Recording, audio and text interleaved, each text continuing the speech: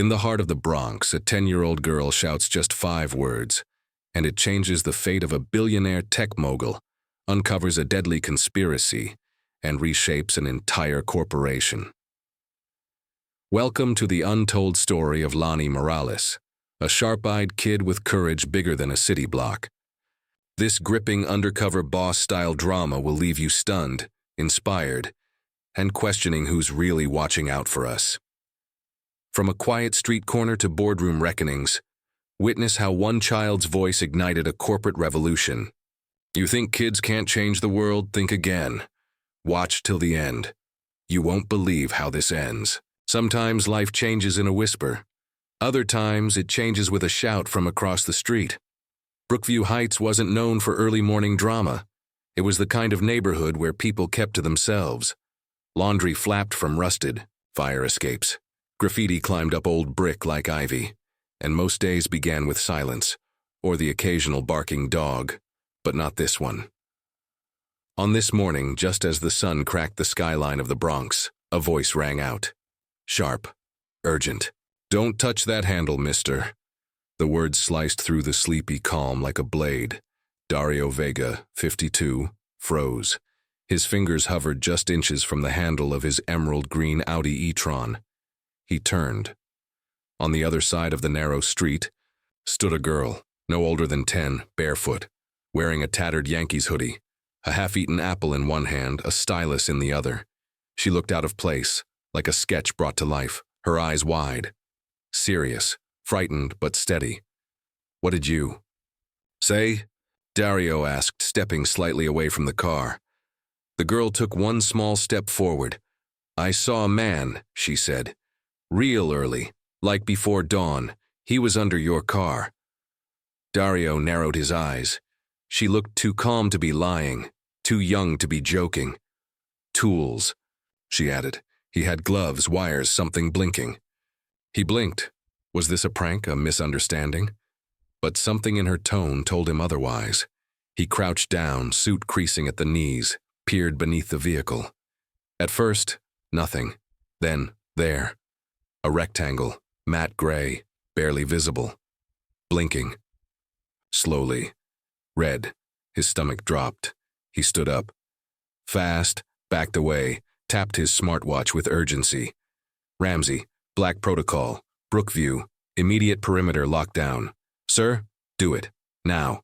20 minutes later, the quiet street turned electric. 2 black Suburbans rolled in, unmarked but unmistakably official. 6 members of Novadine's elite urban security unit poured out, urban camo. Silent radios, eyes scanning rooftops. Dario stood, near the girl now, still shaken, still breathing. She hadn't moved, just stood there, one arm tight across her tablet. Her name, he would learn later, was Lonnie Morales, raised by her grandmother. A quiet kid, except when she drew. She had been sketching the skyline just after 5 a.m. from her bedroom window. That's when she saw the man. Hooded, gloved, crawling under the green car. At first she thought he was stealing parts. Catalytic converters were a hot target. But then she saw the blinking light, and the wires. She almost said nothing, almost went back to bed. But something in her chest wouldn't let her. She ran outside instead, and shouted. "Don't touch that handle." The explosive, they would later find, was pressure-triggered. The moment Dario had hit the gas, boom, gone, just like that. But that didn't happen, because a barefoot girl trusted her gut. Dario approached her carefully, still unsure what to say. She looked up at him. No smile. No fear. Just waiting. "What's your name?" he asked. "Lonnie," she said. "Lonnie Morales. You live around here?" She nodded. "With my abuela." Dario crouched again, leveling his gaze, his expensive suit pulling tight at the shoulders. "You just saved my life, Lanny," she swallowed. "I almost didn't say anything." "But you did," he replied. "That's what matters." A quiet passed between them. Not the awkward kind. The sacred kind. The kind that only exists in moments where the world almost ended, but didn't. Overhead, a drone buzzed. scanning for signs, tracking a ghost. Dario stood, but he kept glancing at her, at the child who saw what trained eyes didn't, who cared enough to shout when it mattered. He would later learn she liked science fiction, loved drawing starships and heroes with glowing armor. But on this day, she didn't wear armor. She wore a hoodie and held a stylus, and that was enough. End of part 1. The bomb was primitive in design, but deadly, compact, crude, hidden in plain sight. The kind of thing that didn't need elegance to kill. All it needed was a driver in a hurry, and Dario Vega had always been in a hurry. But not this time. Not today. Thanks to Lani, the Novodyne security team moved fast. They cordoned off the street within minutes. Neighbors peered through blinds. One man, shirtless, filmed from a second-floor window. Another whispered to his wife in Spanish, "That's the tech guy, the rich one." Dario stood beside the car, arms crossed, as Agent Ramsey approached. Ramsey was ex-military, gray at the temples. Voice calm, always. "Sir, we confirmed it. Pressure and motion sensitive. Any remote signal?" "None yet. Looks like a timed relay with acceleration trigger."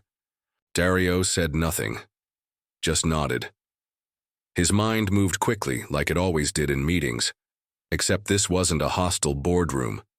This was someone who wanted him gone. "Sweep the car," he said. "Every inch." Ramsey nodded and relayed orders. Behind. Then Lani sat quietly on the curb, watching everything. Her hoodie sleeves pulled over her hands. Dario walked over. "Can I ask you something?" She looked up. "How did you know to tell me?" Lani shrugged. "I didn't. But you did. I saw something weird, and my abuela always says," she paused, "Si algo arde en tu pecho, habla. If something burns in your chest, speak." Dario nodded slowly. That kind of wisdom didn't come from textbooks or quarterly reports. It came from life, from survival. "Did you get a good look at the man?" "Sort of. Not his face. Just the way he moved." She pulled out her tablet, tapped the screen, showed him a rough digital sketch. The figure crouched beside the car, dark hoodie, gloves, a shape around the wrist, a bracelet, band, maybe a tag. Dario zoomed in, something metallic, unmistakable. A triangle logo, Novodyne's old design, one they hadn't used since the merger 5 years ago. Only employees from before the acquisition would recognize it. His pulse quickened. "Ramsey," he called. "Yes, sir. I want employee rosters, legacy personnel. Anyone from before the Horizon deal." Ramsey blinked. "You think this is internal? I think this is personal." He looked at Lani again. She waited for him to speak. "Can I borrow this sketch?" She hesitated, then nodded. Dario handed her his business card. "If anyone ever asks you about today, you call that number first." Lani turned it over, gold embossed, minimalist. She tucked it inside her hoodie. "Okay." At that moment, a tech from the bomb squad walked over. "Sir, one more thing. We found a secondary device in the exhaust." Dario stiffened. "Backup trigger?" "No, sir. Camera. Miniaturized. Likely streaming. Someone was watching." Lani's eyes widened. Dario's mind sharpened. Whoever planted the bomb wanted to see it happen. Wanted proof. A message. He turned slowly, scanned the street. Shadows looked different now. Darker, deeper. And somewhere, someone was watching, smiling, but the explosion didn't happen. Because of her. Dario looked down at Lani, and for the first time in years, he felt something rare. A crack in the armor. Gratitude. Real. Raw. He reached into his coat pocket, pulled out a small silver pen, uncapped it. "Sign your name on the back of the sketch." "Why?" "Because you just made history." And Lani Morales, the barefoot girl from Brookview, signed her name, with steady hands, underneath the shadow of a bomb that never went off. The Morales apartment was 3 flights up, no elevator. The steps creaked with each footfall. Faint smells of a rose con gandules drifted through the hallway. A plastic rosary hung from the doorknob of 3B. Dario stood outside the door, flanked by a single bodyguard in plain clothes. He adjusted his collar, tried to look less wealthy. The door opened slowly. An older woman appeared, thin, wiry gray hair pinned in a loose bun, eyes sharp as broken glass. "You're the man from the car," she said, not asking. "Yes, ma'am. Dario Vega." She nodded, slow. "Come in, take off your shoes." Inside, the apartment was small, cramped but clean. Photos lined the hallway wall. Smiling kids, a graduation, a soldier in uniform. "That's my son," the woman said, catching Dario's glance. "Lonnie's uncle, lost in Kandahar." Dario nodded respectfully. "Your granddaughter saved my life." She said something like that. The old woman, Marta Morales, led him to a modest living room. Lonnie sat cross-legged on the couch, sketching. Again, she looked up, didn't smile, didn't frown, just blinked. "Hi," Dario said. "Hi," she replied. "I thought I owed you a better thank you." He placed a slim box on the coffee table. She opened it. Inside, a new digital sketchpad, stylus included. Her eyes widened slightly. Then she looked up. "You didn't have—" "Doris, I did," he said. "You saw something no one else did." Marta poured coffee into mismatched mugs, offered one to Dario. "How did you raise a girl like her?" Marta chuckled. "You think the world gives you options in the Bronx?" She sat. "Lonnie's always been quiet, watches everything, talks when it matters." Dario sipped, let the bitter warmth settle. That's a rare quality. Lonnie was now drawing again. The man beneath the car. But this time she was adding details, more lines, a crease in the hoodie, a limp in the stance. "You noticed that?" he asked, and she nodded. "His foot dragged when he left, right one. Slight but real." Dario leaned forward. "You're incredibly observant. It's not hard when people ignore you." The room went quiet, not sad, just truthful. Dario looked around, the peeling wallpaper, the old fan clicking in the corner. The place wasn't poor in spirit, but it had seen struggle. "What do you want to be when you grow up?" "I want to build things." "Like what?" "Worlds, machines, stories." She flipped her sketchbook, drew a spaceship in 3 strokes. "You ever heard of kinetic memory?" Dario blinked. "I've heard of muscle memory." "Kinetic is like that but faster. Your eyes see it, your hands remember it." "Where'd you learn that?" "Online," Marta interjected. She taught herself to draw before she could write. Dario was quiet.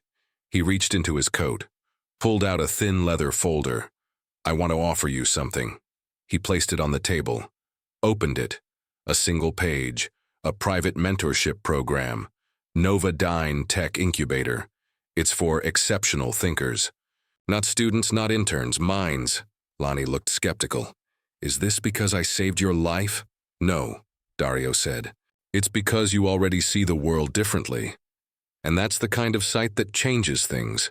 Marta put a hand on Lonnie's knee. "We can think about it." "Take your time," Dario said, rising. He turned to leave, paused at the door. "Thank you for letting me visit." Marta nodded. "Next time, bring pastries." Lonnie looked up again. "I still think the wires looked military, not home-built. Too neat." Dario nodded. "That's a good lead. I'll follow it." And he left, carrying more than gratitude. Carrying the quiet realization that the girl who saved his life might just end up saving much more. 2 days later, Dario sat in his office at the Novodyne Midtown Tower, a sleek space of chrome and glass, where the city pulsed like circuitry beneath his feet. The sketch was in front of him. Lonnie's sketch. He had scanned it twice, enhanced it, projected, onto a screen the size of a bedroom wall, but the detail he couldn't shake was the wrist. The bracelet. It was a narrow band, metallic, with a tiny triangular tag, the old Novodyne logo. Circa 2016. A legacy design that had been retired just after the Horizon acquisition. Only a few hundred had ever been issued, to founding staff. And one person in particular who came to mind was Marcella Quint, his former head of internal systems. Brilliant, hard-edged, and quietly resentful. She had left shortly after the acquisition, citing creative differences.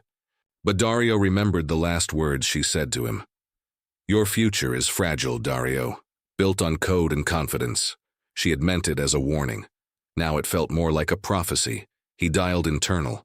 "Get me all archived ID badge data from 2014 to 2017. I want employee photos, clearance levels, anything tied to legacy wearables." He paused.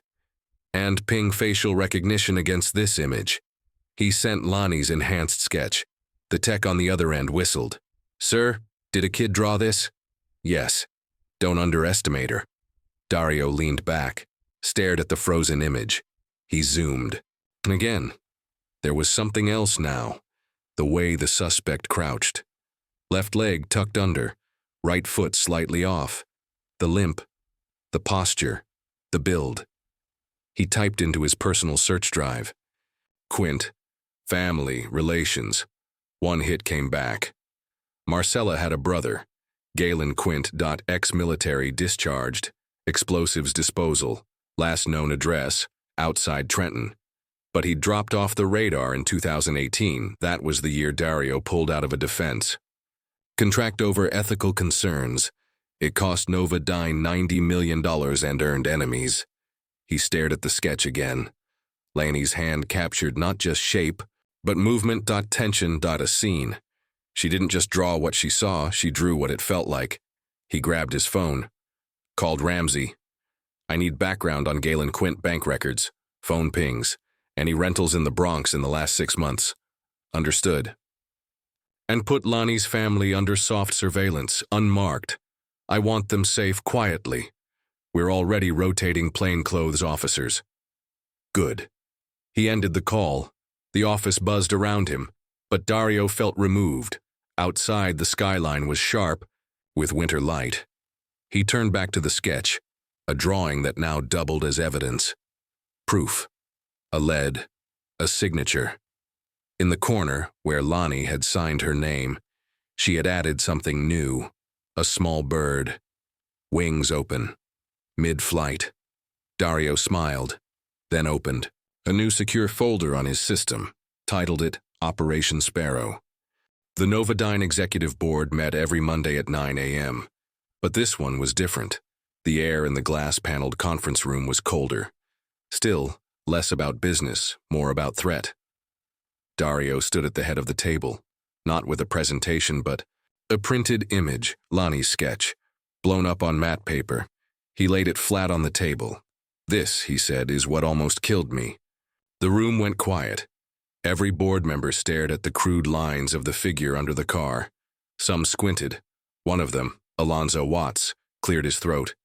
"You're saying this is connected to our own people?" "I'm saying," Dario replied, "that whoever planted that device knew where I'd be alone, and knew I don't travel with security." Alonzo leaned back. "That narrows it down." "Yes," Dario said. "It does." He paused. Marcella Quint. A few board members exchanged glances. "She hasn't worked here in 5 years," someone muttered. "No, but her brother hasn't exactly gone quiet. And this?" He pointed to the bracelet on the sketch. "This was issued only to our original systems engineers." "That information isn't public," another board member said. Dario nodded, "Which is what scares me the most." Silence. Then Alonzo spoke again. "You think this was revenge for what? The merger, the defense contract?" Dario glanced out the window. "Revenge is never about one thing. It's about what people think they lost. Marcella lost control. Galen, he lost a war he never got to fight. So what now?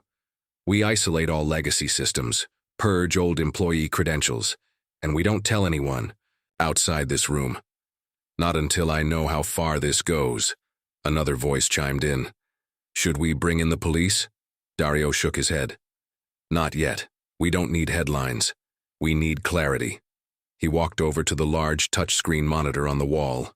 Brought up Galen Quint's last known digital footprint.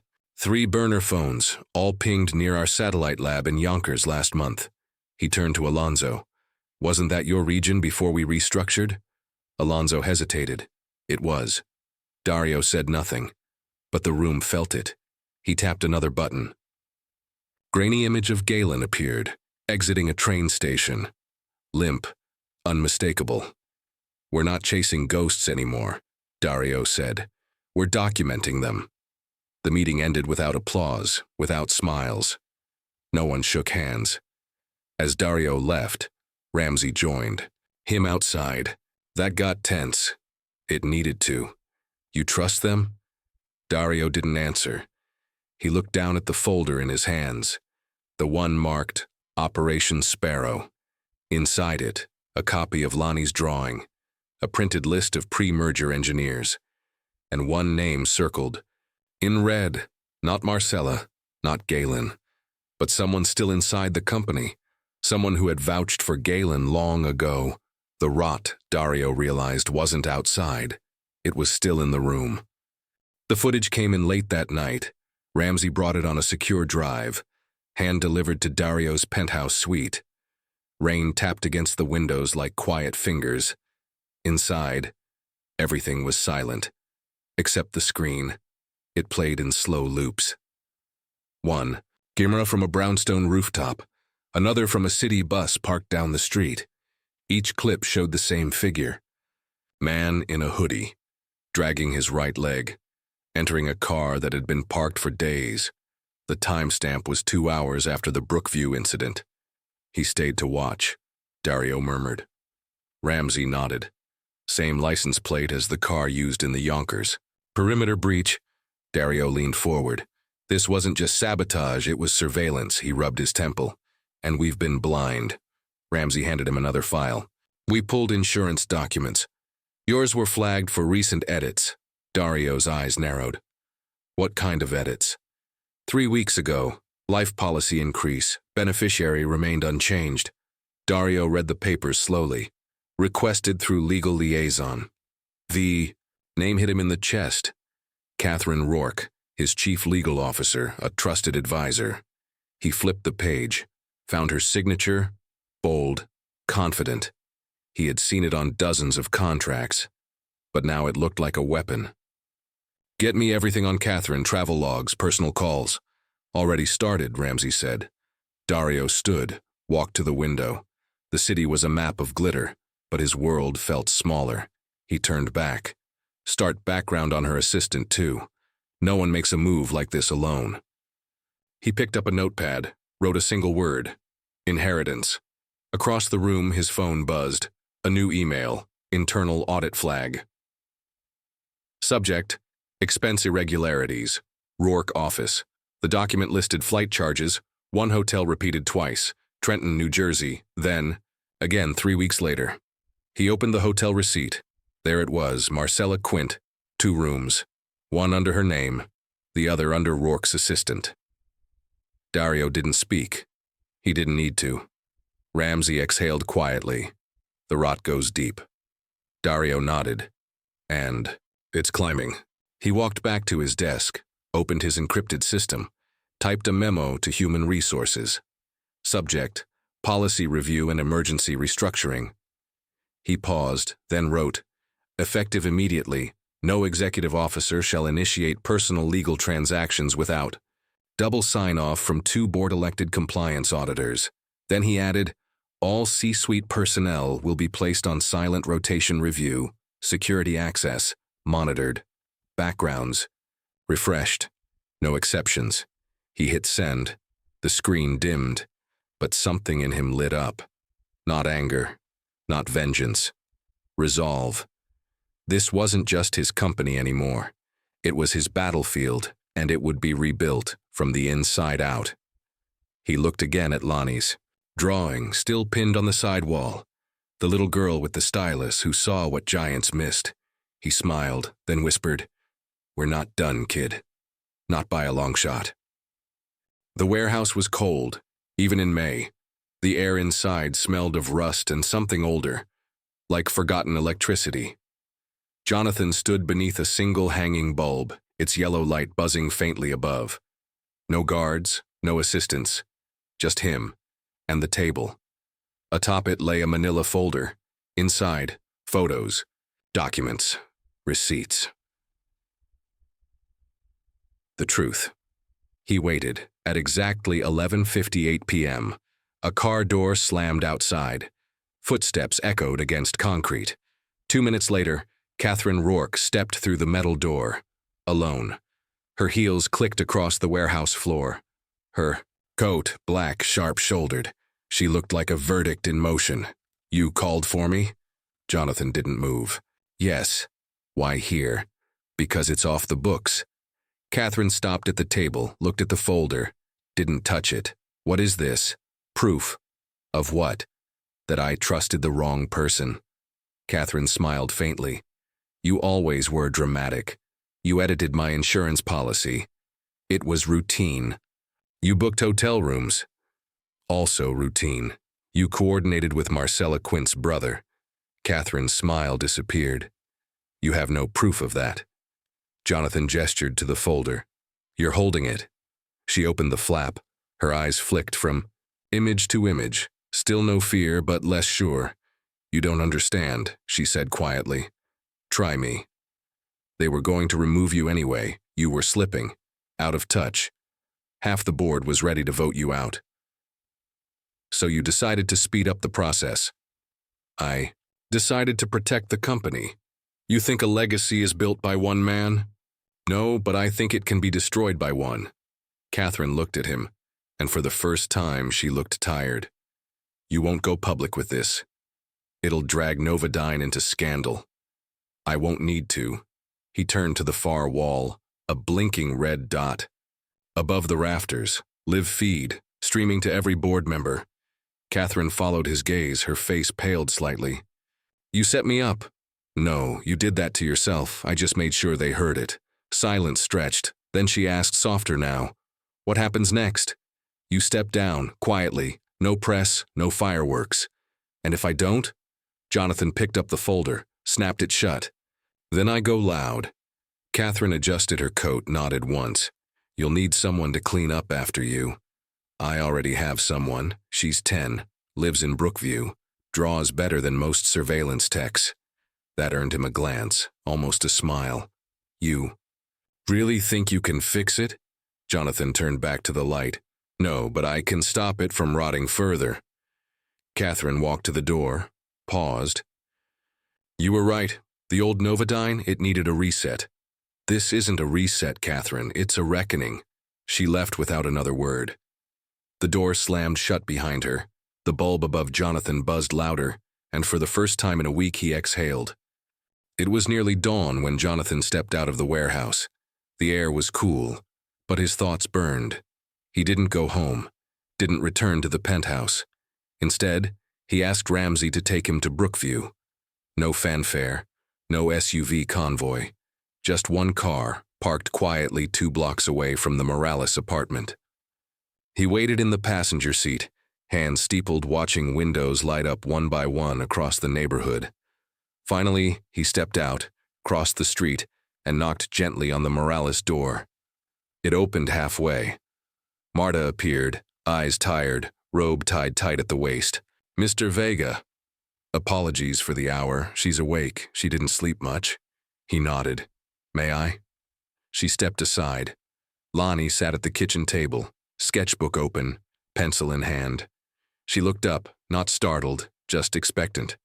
"You okay?" Jonathan asked. She nodded. "Did something happen?" He pulled out a chair, sat across from her. "The people who did this, what you stopped, they're gone." Lonnie blinked. "For real gone?" "For real. But that doesn't mean we stop being careful." He reached into his coat, pulled out a thin black box, opened it. Inside was a necklace. Simple, a small silver sparrow at its center. "It's not much, but it's something I had made." She stared at it, touched the pendant.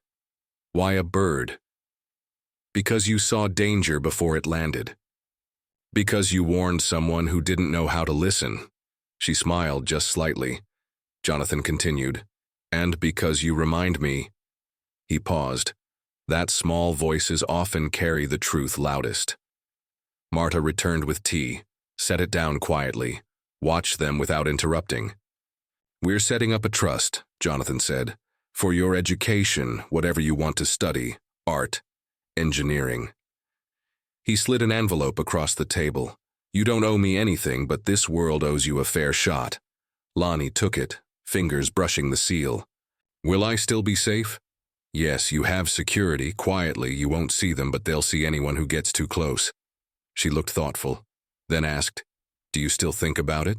The car? The blinking? He nodded slowly. Every day. I do too. But not because I'm scared. Why then? Because it was the first time I knew I could change something big. Jonathan swallowed. The words hit deeper than he expected. You did, more than you know. Marta finally spoke. Why did you come here today? Jonathan looked at Lonnie. To make sure she knows she's not forgotten. He stood, reached into his inner pocket, pulled out a card. One more thing. There's a mural we're painting at Novodyne. We want it to reflect what really saved the company. Lonnie tilted her head. A drawing? More than that. Your drawing, but big, permanent, yours to design. Her jaw tightened, not with fear, with determination. I'll need better paint. You'll get it. He smiled, then paused at the door. Thank you for yelling that morning. For not being quiet. She grinned. Sometimes yelling works. Jonathan stepped into the new light of day, feeling, for the first time in weeks, that maybe he could breathe again. A week later, Lonnie stood in the echo of the Novodyne atrium, looking up at her own art. A mural, 3 stories tall. Lines of motion, shadow and light. A girl on the fire escape, pointing across the street. A man frozen mid-step. A car beneath him, a red. Blink caught in time. Her signature rested at the bottom. El Morales, age 10. Next to it, a silver sparrow embedded into the glass.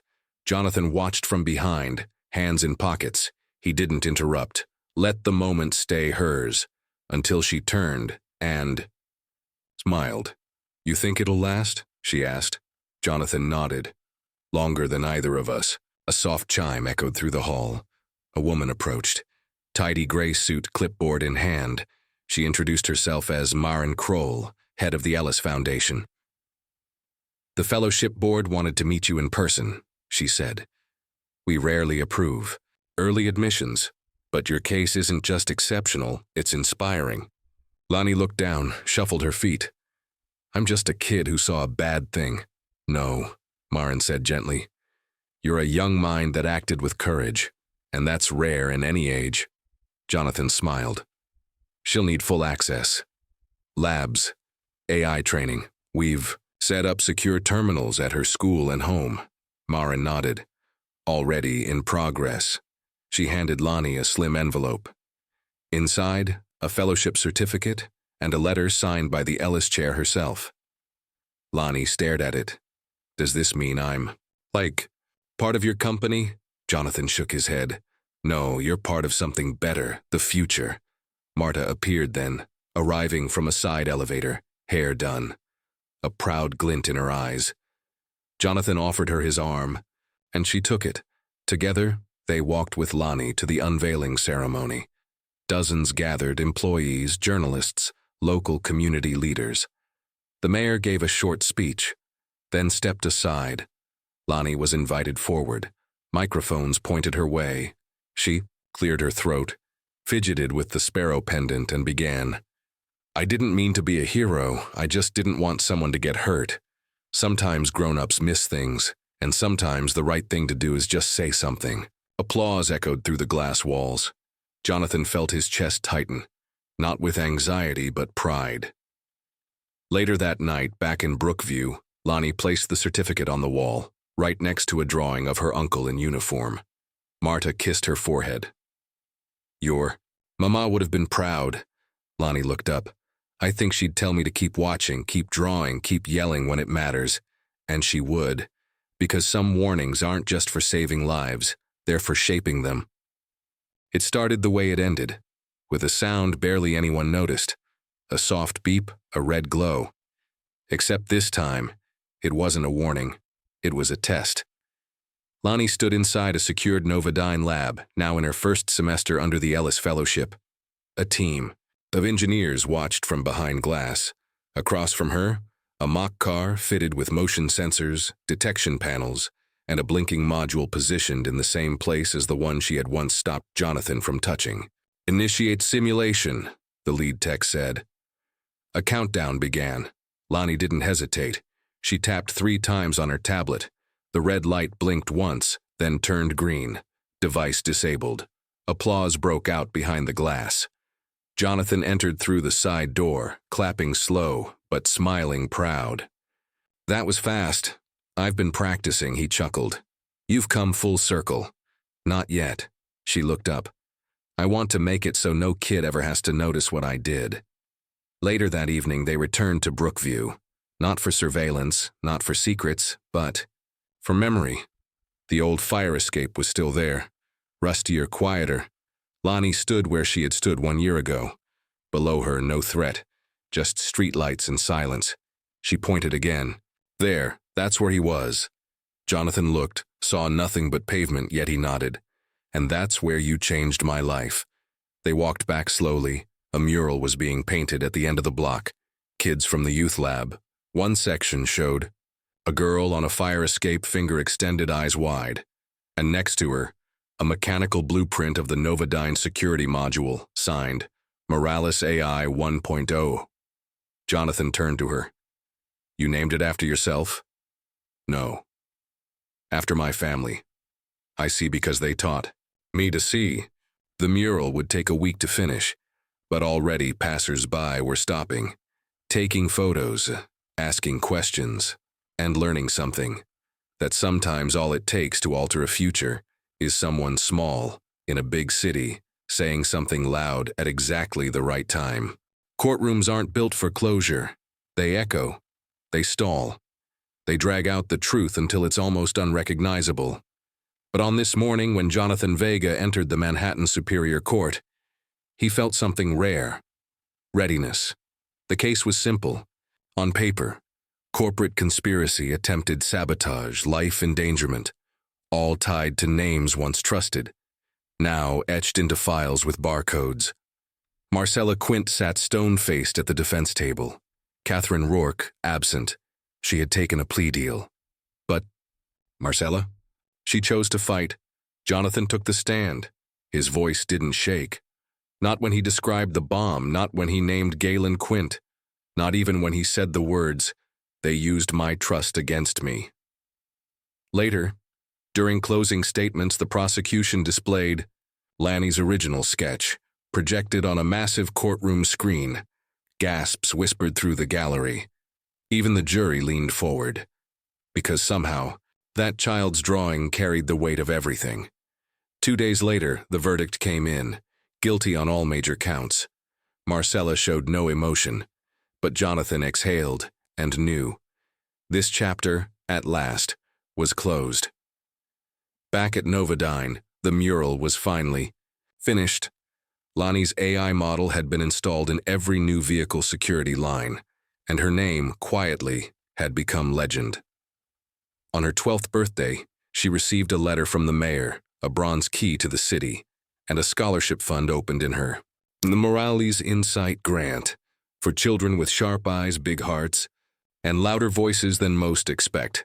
Jonathan visited Brookview one last time, not for business, not for ceremony, just to walk, to listen, to stand again beneath the fire escape. This time, no beeping, no red lights, just wind. And the memory of a voice, yelling, "Don't touch that handle." He looked up and whispered, "I didn't. Thanks to you." He took a photo of the mural, framed it, hung it in the Novodyne boardroom. No plaque, no name, just the image. Because sometimes what matters most isn't the legacy you leave in profits, but the one you leave in people. Sometimes the loudest alarms don't come from machines. They come from the hearts of those who care when no one else does. Lonnie Morales didn't have money. She didn't have power. But she had eyes that saw the truth, and the courage to speak it. And maybe that's the legacy we need more of. Not in headlines, not in profit margins, but in murals, in mentorship, and in moments when someone small decides not to stay silent. If this story moved you, let it move through you. Protect the ones who speak up. Celebrate the ones who see, And remember, sometimes the world changes because one little girl yelled, "Don't touch that handle."